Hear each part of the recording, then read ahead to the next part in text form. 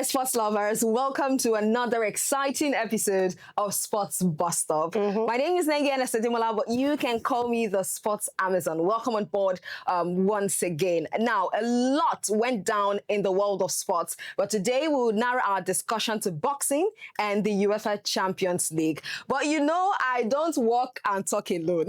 Actually, Lisa is always here with me, and she's here again with me. Lisa, how are you doing? I'm good. Hello, everyone. Welcome to Sports Bus and I'm Lisa, your sports talker. How are you coping as a Manchester United fan? I mean, I heard about the loss. Yeah. The 2-1 on Monday.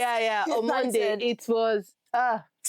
Anyways, I'm copying actually. At least, right, we dropped points. Other people dropped points. This is the first time that since under the management of Michael Carrick, we are experiencing a defeat, and we have another hurdle to cross. Are you still sure about the Michael Carrick movement next season? I'm sure. I mean, in every game, there's always win or lose now. Like I said, anything they want to do, they should do. But then again, our biggest test should be our arch rivals, Chelsea, because they are the ones we are meeting next. And I just hope that Carrick brings the game.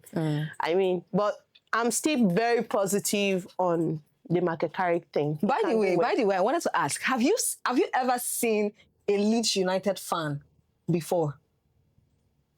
It's true. I just wanted to ask because I have seen. Oh, really? I've been in interaction with somebody. Wait, who is a Leeds United fan in Nigeria?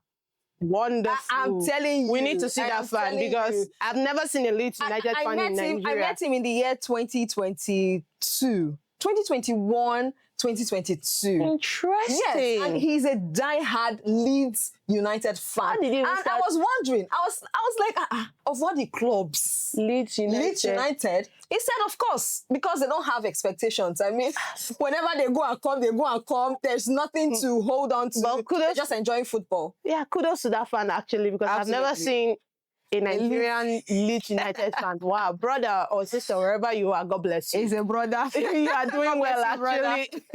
Anyways, let's get down to our discussion for today. We're going to be starting with the UEFA Champions League. Yeah. As you know. I feel like say Manchester United in the mix. I don't understand. Listen. Even if we are not in the Champions League, but right now this is the time. This is the stage where it is getting hotter. Yes, it and is. Very sizzling. We had 2 sizzling matches. Did I say 2? One are big because one of the other matches was boring, but the other match was just giving lots of balls left and right. I guess you know the match she's talking about that was boring. But then again, looking at the semi-finals pairing, we now have Atletico Madrid, Bayern Munich, what's their name now? PSG, and just an Arsenal. Atletico, Arsenal, Bayern Munich, PSG. Yes, and we're in for a ride for the semi-finals when it comes to the UEFA Champions League. Then let's take a look at the second leg of the quarter-finals. And let's start from Atletico Madrid. Now, Atletico Madrid made it to the semi-finals for the first time since 2016-2017. They won Barcelona on a 3-2 aggregate. Now, on the day of the second leg, recall that they had come into the second leg with a 2-goal lead already. And it was almost looking like the goals from Lamine Yamal and Ferran Torres were going to cancel out that 2-goal lead. But guess who saved the day? Ademola Lookman, a super ego, a Nigerian. And I want to pick that out so that we can, talk about it. Ademola Lookman. Look at how he has displayed. Look at how he has performed so far joining Atletico Madrid. What do you make of it? So let's not forget that this is not the first time Ademola Lookman, since he's moved to Atletico Madrid, has faced Barcelona. Let's not forget that in the Copa del Rey, Ademola Lookman faced each other. They faced each other. And Ademola Lookman was also the key factor that produced a win for Atletico Madrid. And again, he came through for Atletico against Barcelona in the second leg because it was his lone goal that increased the aggregate to 3-2. Ademola Lookman's move to Atletico is looking like a match made in heaven. Perfect. Like a very perfect move because right now everybody is seeing a side to Ademola Lookman they never saw when he was in Atlanta FC. Ademola Lookman is one person that has been giving them a run for their money. For example, in this second leg, right? lots of players. Ademola Lookman was pressing hard on the Barcelona players from his wing and from his position. And it was really a perfect goal for him. That goal, if you saw the goal, it was just him taking, laying hold to the opportunity of that slight mistake by the Barcelona defense to put in that goal to set Atletico Madrid ahead. Ademola Lookman is telling the world that he is a class act and is a world-class player. And which is true. We can all see what he's doing right now. And do you know the funny thing? If you go on social media right now, Atletico Madrid is really using him to I'm telling you. Yeah, especially on Twitter. Been doing that since they signed him. Like, especially on Twitter. When they defeated Barcelona in the second leg, he was the poster boy. Absolutely. He was the face of the win. I mean, he's the man of the match, actually, because it was his goal that earned... Once you farm it, you will milk it. Make sure. And you know that Nigeria people, they're not, they carry life. They always show up for their own. So true. It's kudos to Atletico Madrid for bringing Ademola Lookman. Because I remember when the move came, a lot of people were very skeptical about Ademola Lookman moving to Atletico Madrid. And they felt like, are you sure he's going to fit into the La Liga style of play? Are you sure he's going to find his footing early? Are you sure he's not going to have problems? Or are you sure he's going to have more play time? But Ademola Lookman showed that immediately he came in, he was at home. Yeah. He didn't and he struggle. started the job. Yes, he didn't struggle to find his pace in Atletico Madrid, which is very wonderful. He adapted very easily. Quickly, and he's just doing a fantastic job. For me, I mean, it's not a surprising thing to see Ademola Lookman flying so high when it comes to Atletico Madrid. Of course, he's a super ego, so we trust in that. We have the super ego blood, yes. And then you want to talk about Nigerian players who have always scored in the quarterfinals of the UefaChampions League. We have the likes of Obafemi Martin, who did that in 2006. Coming down, fast forward to 2022, we have the likes of Samuel Chukwueze Villarreal against Bayern Munich. He scored. And then, narrowing down to 2023, you have Victor Osimhen, Napoli against AC Milan. He scored. So, Ademola Lookman coming into this tally right now is something that I am not surprised about. I mean, it's something that Nigerians have been doing and will always do when they have the opportunity. And he's the first Nigerian player to defeat Barcelona twice. What do we say to that? Ladies and gentlemen, that's a record, man. Well, I'm quite happy for him. I'm quite happy that, like I said, he took flight. Like our Oga at the top will say, hit the ground running. He hit the ground running, and that has been how he has been going. So kudos to him. Good luck to him in the semi-finals against Arsenal. Now, talking about Arsenal, let's get down to Arsenal. Arsenal just... should I say... I don't know, but a win is a win. They are into the semi-finals. No, first of all, a win is a win. First leg, they managed to get a 1-0 lead. Coming into this game, I mean, Arteta was aware of the fact that if they can hold their grounds, at least they would be able to move ahead based on aggregates. And they did that. They did the job. What do you think about that? But for me, right, yes, they did the job. They held their ground to a goalless draw, which was, to some people, wonderful. But this is Emirates. This is your home ground. You're supposed to. I mean, if you saw the game, Gyökeres had 3 chances. In those 3 chances, he had 2 shots off target. Eze Eberechi, I swear, had 3 shots, had 2 shots off target and 1 on target. Unfortunately, the ball was so high. We had Trossard. Trossard had a header that he didn't curve properly and it hit the bar. Martinelli as well. Zubimendi had an almost 1-on-1 with the goalkeeper, and he was trying to play tactics and he lost the ball. So Arsenal had lots of chances to, you know, increase their goal tally in the second leg, but I don't know what really happened. If it was fear or if it was nervousness or something, I don't know. So they decided, you know what, let's just park the bus, because Sporting CP had same chances too in this second leg, because Arroyo had 4 chances. David Raya stood up to the occasion. He saved 2. Although, let's look at it. The defense of Arsenal was a bit shaky in the second leg because the defense was scattered here and there. There was no quick repossession of ball when they lost the ball. There was no close marking as they should mark. When they see a player coming with the goal, you just see everybody trying to jump pack the 18 balls. You know that kind of thing where you're trying to put a gridlock. Yeah. So that's what they were trying to do. And they forgot that in an occasion where you do that, their mistakes and errors are bound to happen because we saw 2 mistakes. We saw 3 mistakes. I saw 3 mistakes happen in that tactics that they were playing. But thank God for David Raya for being very alert. If not, it's been alert for them. Spotify for yes. 3-0.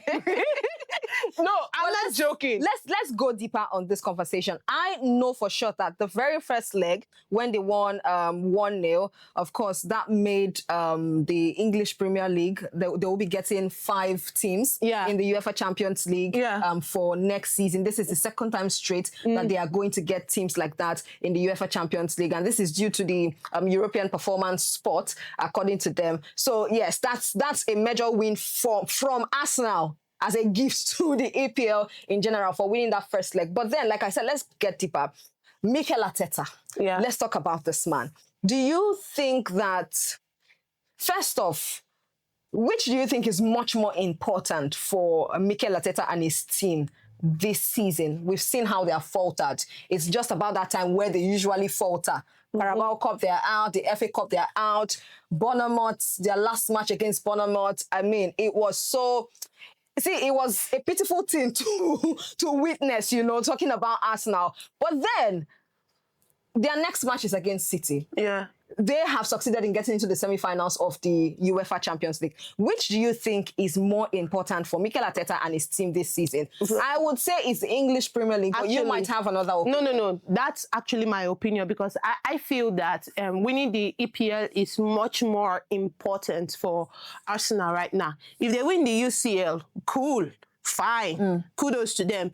But I feel that winning the EPL is their topmost priority, where they are trying to maintain their top leagues by points and by goal. Even if City is closing the gap. Even though Manchester City and Pep Guardiola are trying to close that gap. But I feel that Mikel Arteta is trying to hold on to that rep of taking the lead from the beginning of the season to the end of the season and clenching the title of the Premier League is very much more important to him. And so I feel that that's why most times, because we've seen that in their Champions League matches recently, they have been a bit lackluster. Let's even talk about the FA and the Carabao Cup. If the FA and Carabao Cup was very important to Arteta, he wouldn't have fielded their goalkeeper, Kepa. Kepa was the goalkeeper for both matches, especially the final that they played against Man City, that Man City clinched the title.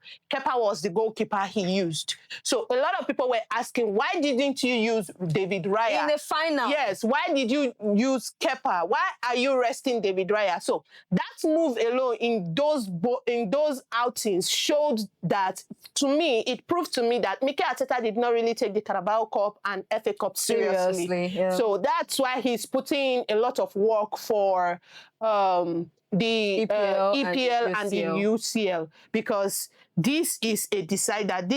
When you win the EPL, it's global. You win the UCL, it's global as well. So winning the FA and Carabao Cup is not really a thing. After all, they hold the highest record right now for the FA Cup wins and all that. So Mikel Arteta, I think he's putting all his emotions and all his efforts into winning the EPL. But if he wins either one, whether he wins the UEFA Champions League or he wins the English Premier League, do you still think he should be sacked? You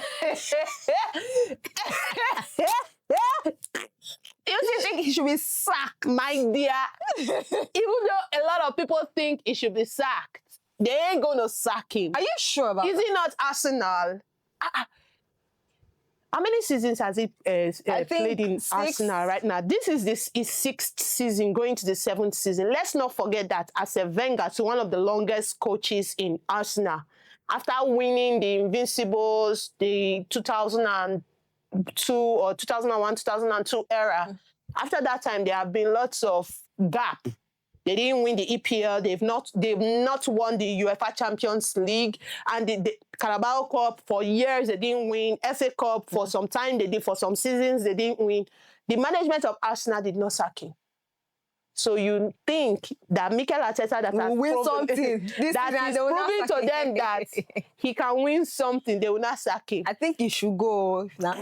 So if Mikel Arteta should end up winning the EPL or Champions League, guess what?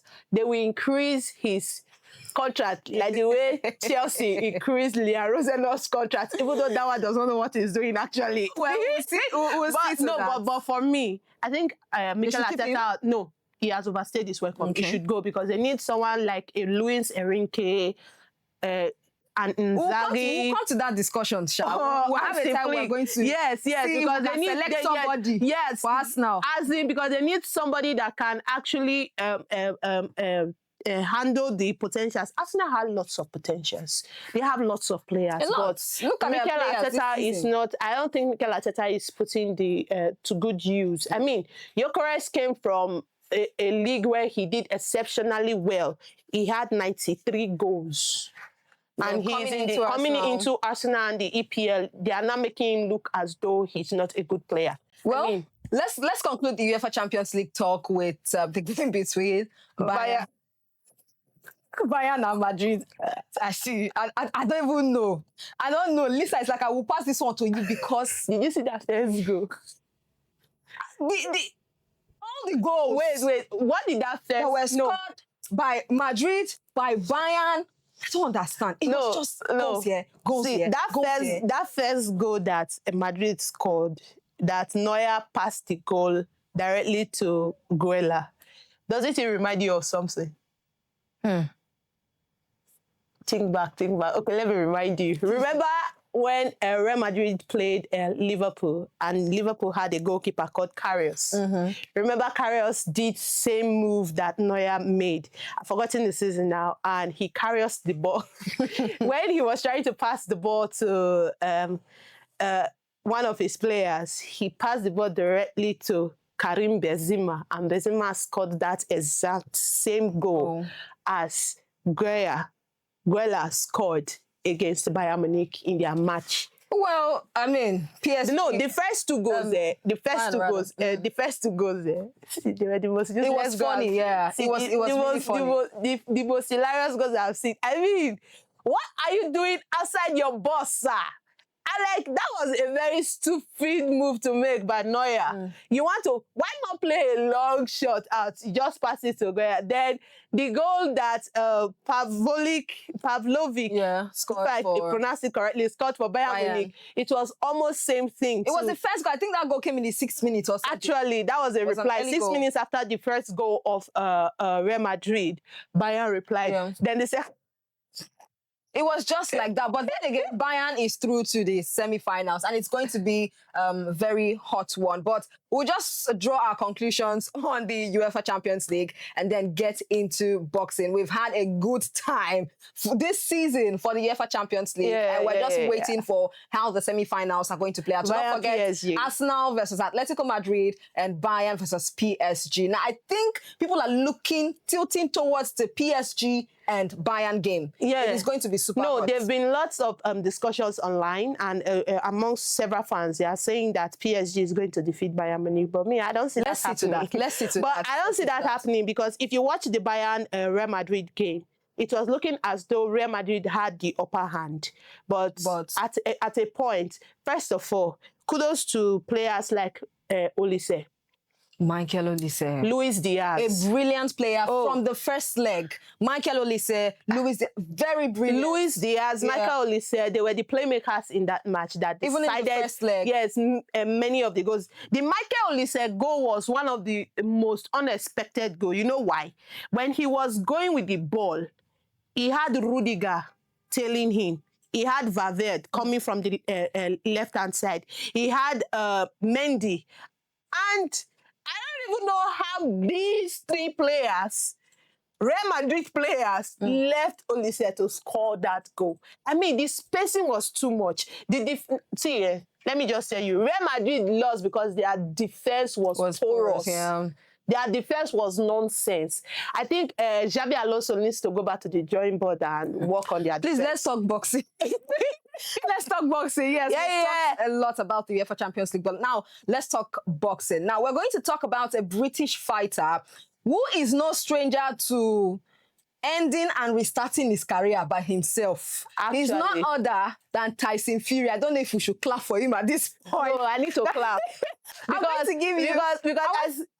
to give you a context as to why we are talking about Tyson Fury today. It is because this man has retired in his career 5 times. The first one was in 2013 when his fight with David Hayes was cancelled for the second time because I think at that time David Hayes was, trying to nurse an injury or something. He came out on social media and said he has retired, but guess what? After 3 months, he made a U-turn. And then in 2014, February, he fought Joey Abel. Then the second time he retired was in 2016. Now, before 2016, he had fought Vladimir Klitschko in 2015, defeated him, and then coming to 2016, he withdrew from the rematch of that that fight, and he posted on social media again that he has retired.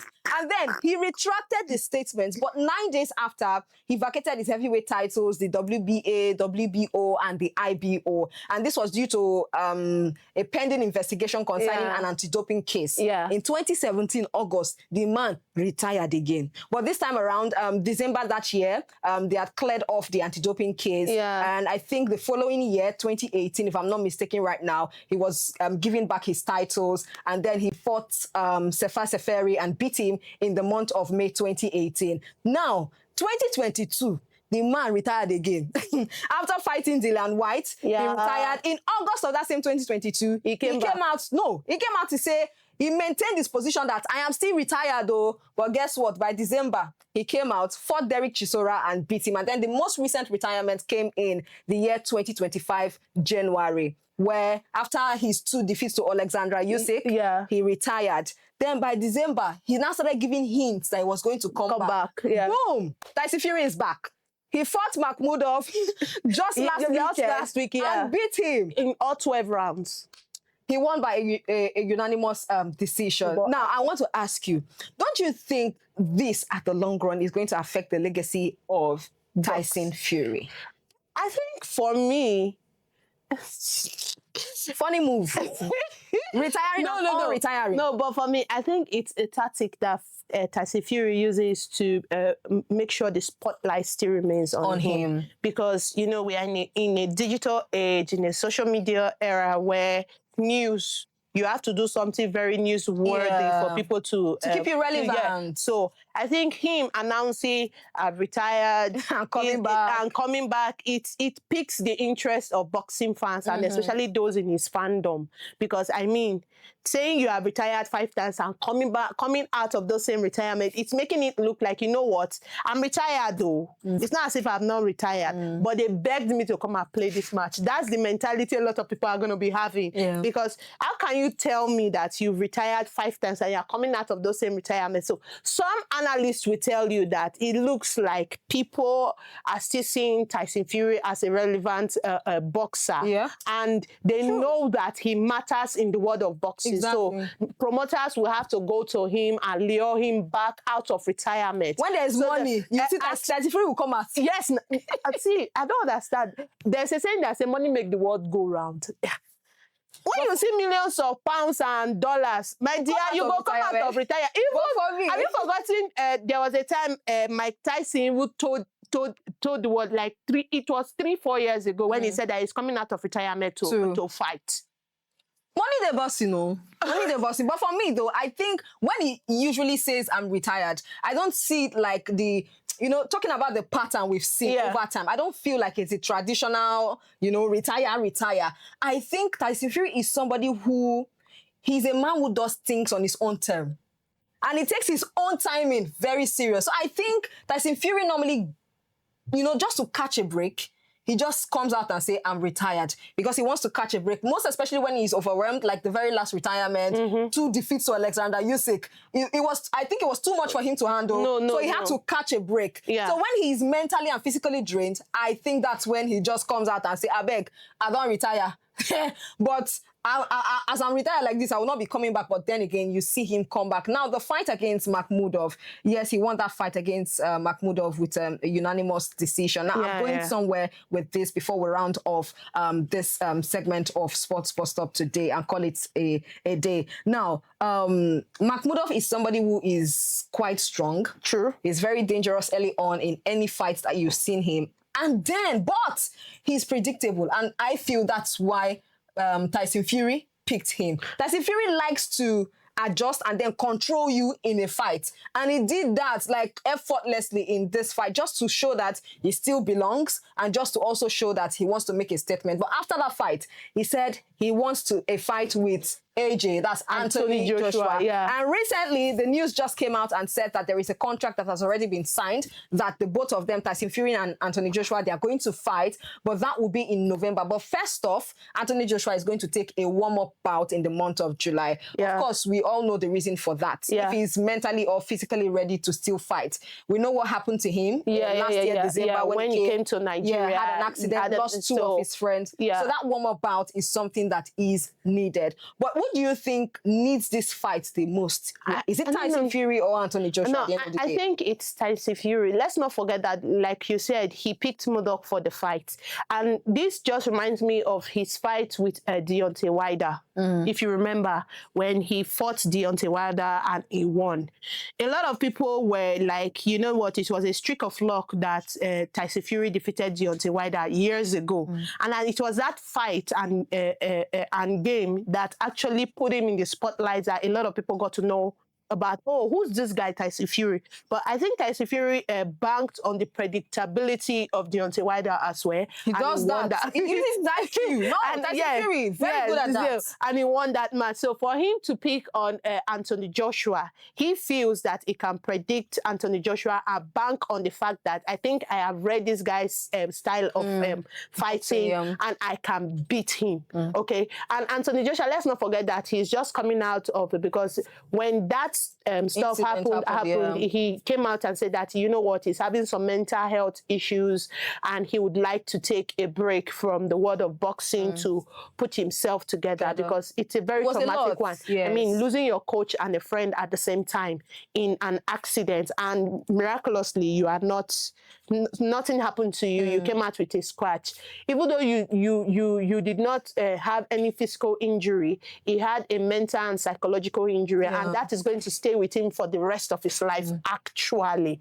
And the warm-up bout is just to see if he's in the headspace to handle a professional fight. Yeah.